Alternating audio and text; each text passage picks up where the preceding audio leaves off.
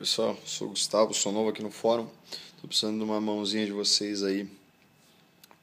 Toda vez que eu ligo aqui meu motor, ele faz um barulho estranho, só depois que ele parece que estabiliza, assim. Eu não tô entendendo o porquê.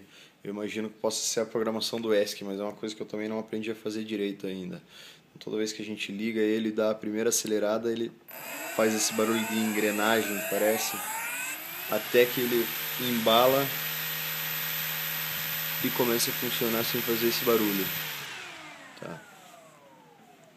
Logo depois que você der essa primeira acelerada, se você sentar logo em seguida, às vezes ele faz barulho, às vezes não faz, não é uma coisa muito padronizada. Eu estou usando um motor Turnid D3530/14.